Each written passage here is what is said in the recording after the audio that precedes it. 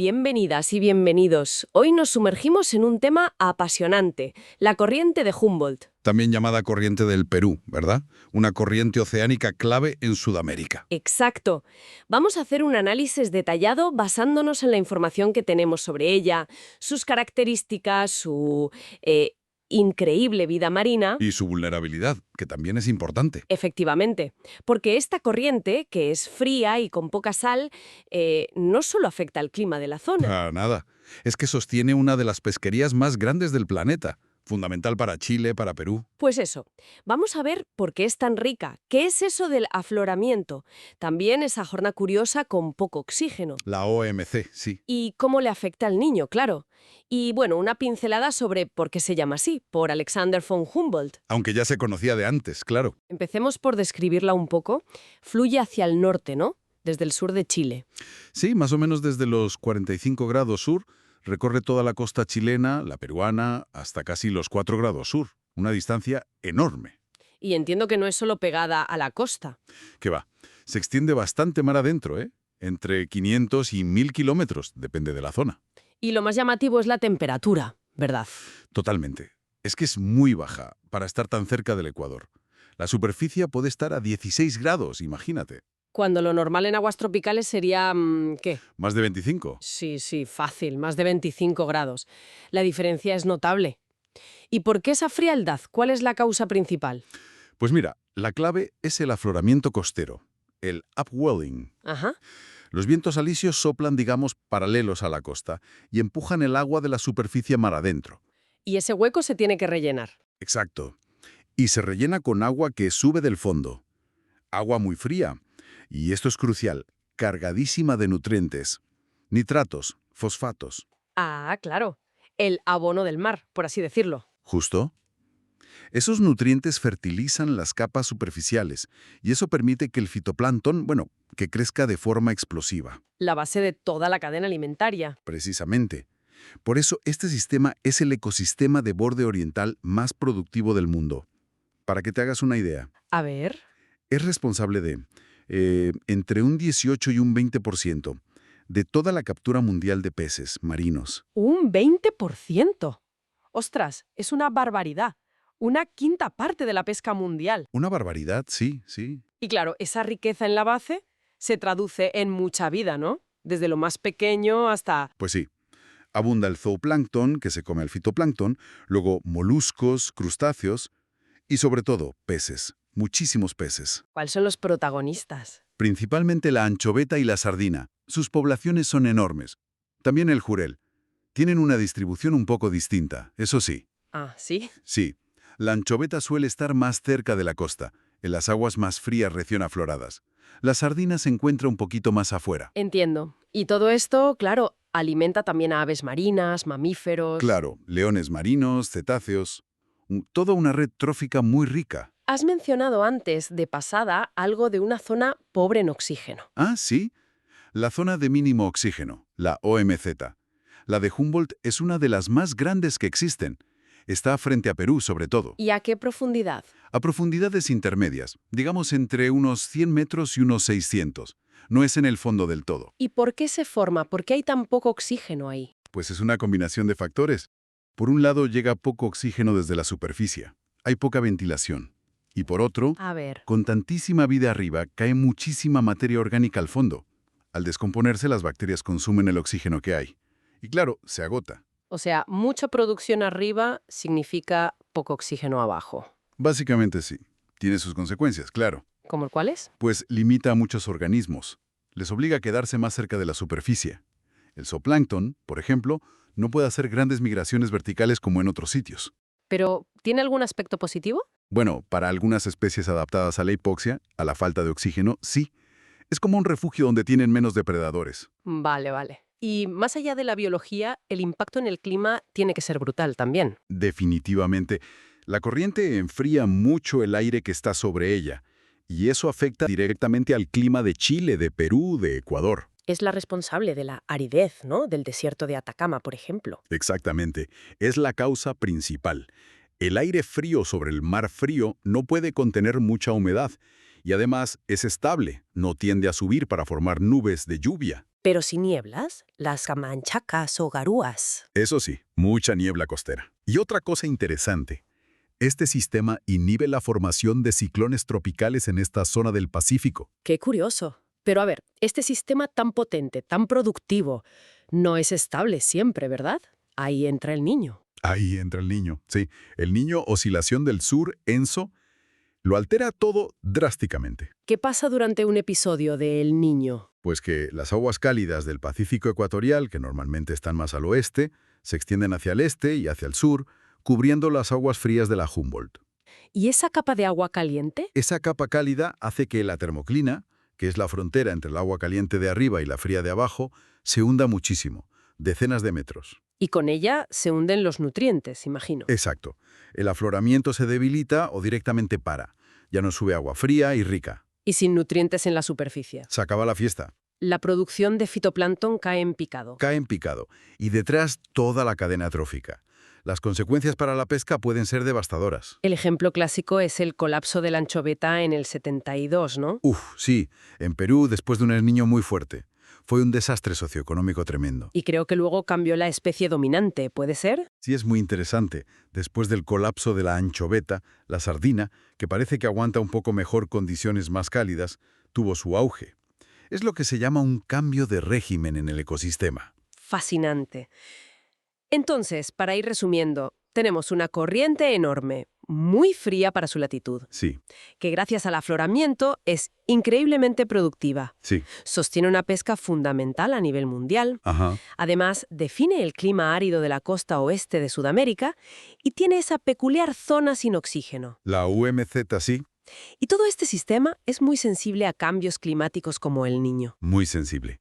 Y eso nos lleva quizá a la reflexión final, ¿no? A ver. Pues, dada esa importancia ecológica y económica brutal que tiene la corriente de Humboldt, y viendo lo sensible que es a fenómenos como el Niño, la pregunta es inevitable.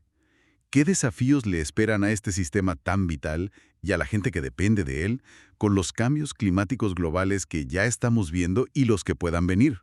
Una pregunta clave, desde luego. Deja mucho en qué pensar sobre el futuro de esta región y sus recursos.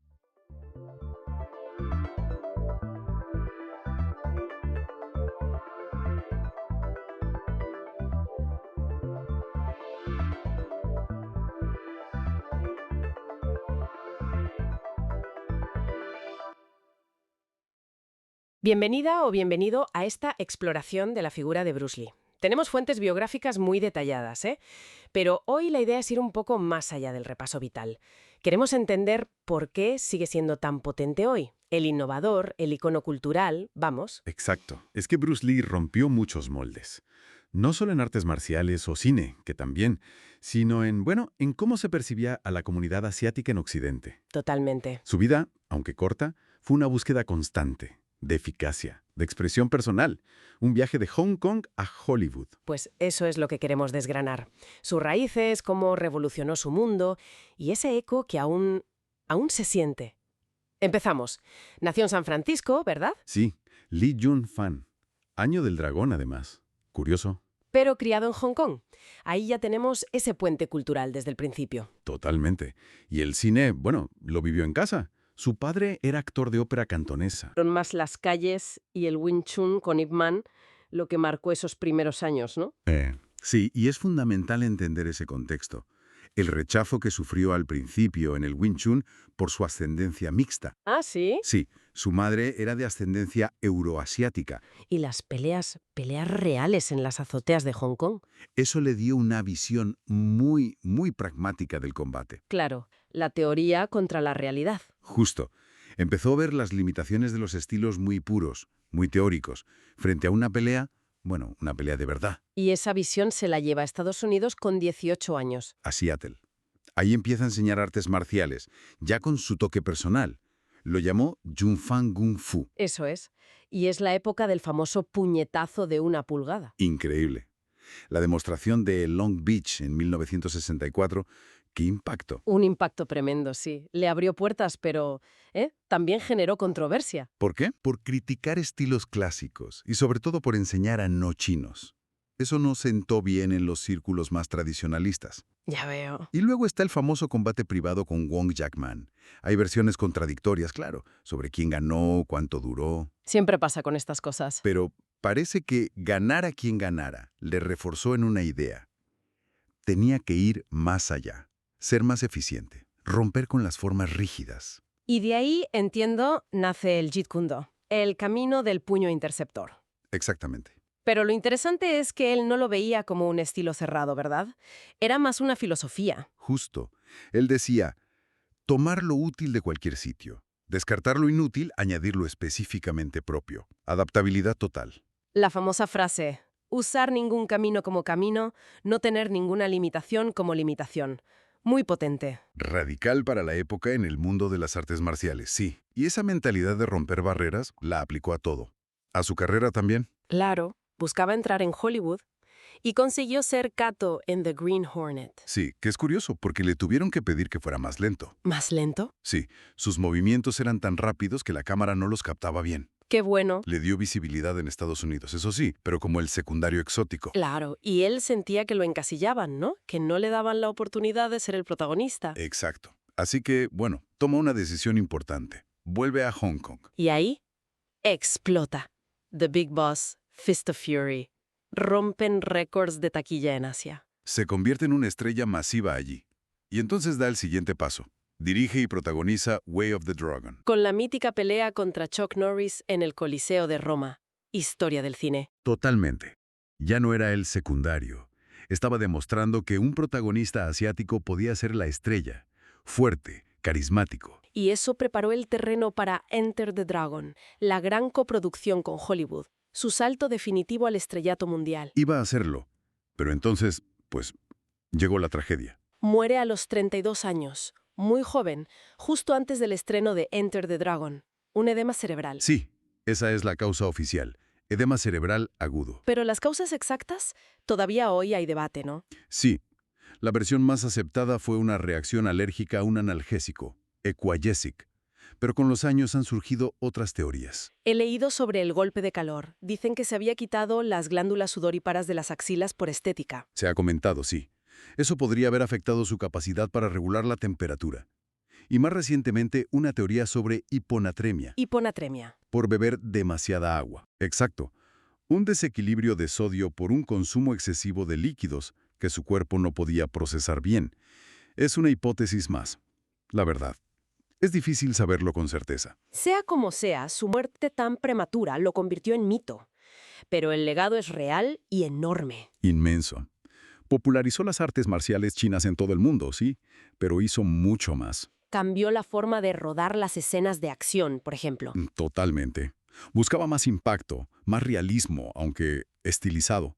Y su influencia en los deportes de combate modernos, las MMA. Se le considera un precursor, ¿verdad? Por esa idea de combinar técnicas de diferentes disciplinas buscando lo efectivo. Muchos lo ven así. Su filosofía de combate era muy abierta, muy funcional, y sobre todo desafió estereotipos. Eso es clave.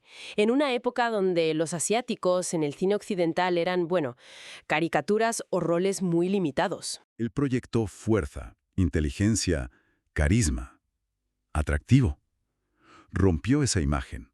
Fue un agente de cambio cultural. La revista Time lo incluyó entre las 100 personas más influyentes del siglo XX. Un verdadero puente entre culturas. Sin duda.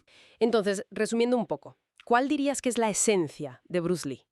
Es complejo, pero creo que va más allá del luchador increíble o el actor carismático. Fue un pensador, ¿no? Un pensador en acción, sí, en constante evolución. Un símbolo de disciplina brutal, pero también de autoexpresión y de superar límites, los externos y los internos. Sé agua, amigo mío, esa frase. Esa frase lo resume muy bien. Adaptabilidad, fluidez, cuestionamiento constante. Sigue siendo increíblemente relevante hoy. Una vida muy corta, pero de una intensidad y un impacto extraordinarios. Pues para cerrar y dejar algo en el aire para que nos escucha. Más allá de todo esto que hemos comentado, de su impacto más conocido en el cine y las artes marciales, ¿qué aspecto quizás menos explorado de su vida o de su pensamiento, su interés por la filosofía, por la psicología, incluso por la poesía, podría ofrecernos hoy alguna clave nueva, alguna perspectiva diferente para entender nuestros propios límites o desafíos?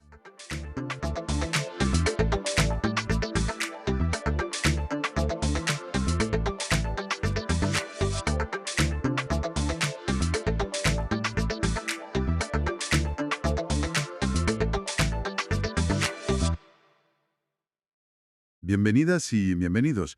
Hoy vamos a hacer un análisis, una exploración de la historia y la cultura de los beduinos. Eso es. Nos basamos en varias fuentes enciclopédicas y, bueno, la idea es intentar destilar quiénes son, sus tradiciones y cómo ha cambiado su mundo. Exacto. Hablamos de estas tribus árabes nómadas, pastorales, originarias, bueno, de los desiertos de Siria y Arabia. Ajá. Su nombre, Badawi, que significa morador del desierto, pues ya marca esa diferencia con la gente sedentaria, los Hadir. Claro, la distinción clásica. Y luego su dispersión histórica, que se da por el norte de África, Levante, Irak. Sobre todo, se intensificó mucho tras la expansión del Islam. Entendido. Pues empecemos por ahí, por los orígenes, esa identidad tan marcada que tienen. Nacen en esos desiertos, sirio y arábigo, pero ¿cómo es su presencia hoy? Bueno, su expansión fue muy ligada al Islam, sí. Se extendieron por todo el mundo árabe. Hoy día, la inmensa mayoría son musulmanes suníes. Vale. Aunque, ojo, quedan pequeñas comunidades cristianas históricas, sobre todo en la zona del creciente fértil. Ah, mira. Y en cuanto a números, pues se estima una población global de unos 25 millones, con focos importantes en Sudán, Argelia, Arabia Saudí, Jordania, Irak, Egipto. Bastantes sitios. Sí, sí. Y esa distinción que decías, Badawi y Hadir, no es solo el nombre, ¿eh? Marca una diferencia cultural, de visión del mundo, muy profunda tradicionalmente. Y eso se ve en su estructura social, ¿verdad? Esas tribus o clanes, las Ashair, Kabail, unidas por el linaje, por ancestros comunes, más que por un poder central, digamos. Exacto. Y de ahí sale ese ethos tan conocido. El coraje, la hospitalidad casi sagrada, la lealtad a la familia. Bueno, y el orgullo por los ancestros. Totalmente. Y fíjate qué interesante esa jerarquía de lealtades que resume el dicho. Yo contra mi hermano y yo contra mi primo, mi hermano y yo contra el extraño. Uf, eso es potente. Es que choca un poco con las lealtades que pide un Estado moderno, ¿no? Su vida tradicional pues giraba en torno al pastoreo, cabras, ovejas y, claro, el dromedario, El camello sí, que les daba carne, lácteos, lana. el regalo de Dios, como dicen. Es que es mucho más que economía, ¿no? Transporte, comida, parte de su cultura. Y el deporte. Las carreras de camellos son famosísimas. Cierto. Y junto a eso, la poesía oral, el nabati, que no era solo arte, era su forma de comunicación principal, de guardar la memoria. Efectivamente, era su medio por excelencia. Incluso prácticas antiguas como el gazue, las incursiones, bueno, forman parte de ese espíritu históricamente independiente. Y hablamos de una presencia muy antigua. Hay rastros en Siria desde el 6000 a.C., ¿no? Sí, sí, milenaria. Ya en época romana se les reconocía como pueblo. Se dedicaban al pastoreo y, muy importante, controlaban rutas de caravanas. Rutas clave. Clave. Pero si damos un salto al periodo otomano, ahí las cosas empiezan a cambiar mucho. ¿Te refieres a las reformas Tanzimat, eso de 1858? Justo. Esas reformas buscaban registrar tierras, cobrar más impuestos, y claro, eso chocó frontalmente con la idea beduina de tierras comunales de movimiento libre. Me imagino. Muchos no registraron sus tierras tradicionales y eso creó muchísimas tensiones, desposesión, hubo intentos de forzarles a ser sedentarios y momentos de conflicto abierto. ¿Cómo cuál? Pues uno muy sonado fue el ataque a la caravana del Hajj en 1757, muy violento, por parte de tribus beduinas. Fue como un aviso, ¿sabes?, de las presiones que iban a venir. Y esas presiones, claro, se multiplicaron en el siglo XX, empujando esa transición hacia una vida más sedentaria o seminómada. Supongo que el clima y la política. Sin duda, las sequías fueron terribles. Por ejemplo, la de Siria entre el 58 y el 61. hizo casi imposible el pastoreo para muchísima gente. Claro. Y a eso le sumas las políticas de los gobiernos en Egipto, Israel, Jordania, Irak. Muchos estados promovieron activamente o directamente forzaron el asentamiento.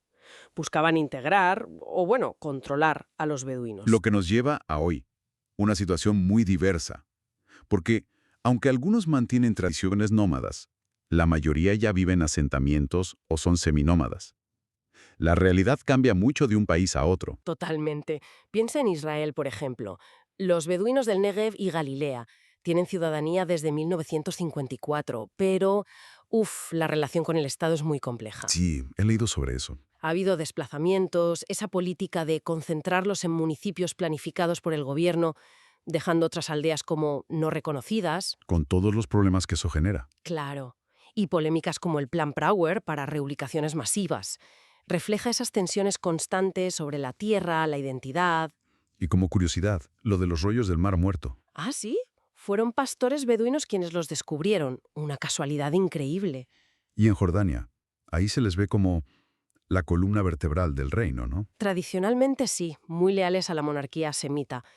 Pero últimamente han surgido voces de descontento, sobre todo por temas económicos, dificultades. Ya. La mayoría vive al este de la autopista del desierto.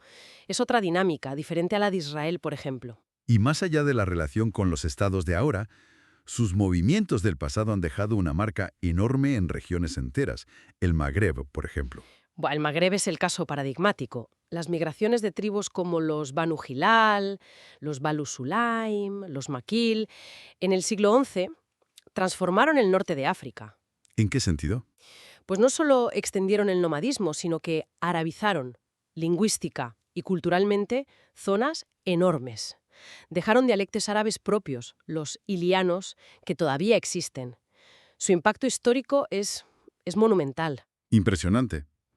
Haciendo un poco de balance, entonces, hemos visto un recorrido desde esas raíces nómadas, una cultura fuerte en la lealtad, la hospitalidad, adaptada al desierto, Exacto. que chocar con las presiones otomanas y sobre todo los cambios del siglo XX, ¿no?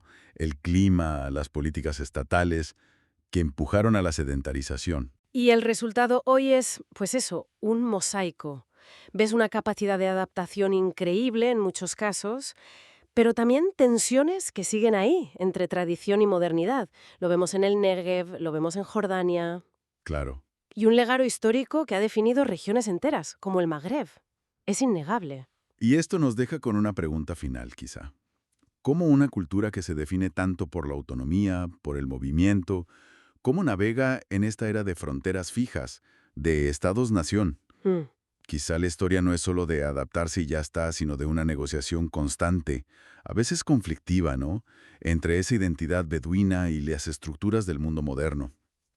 Un punto, interesante para seguir pensando.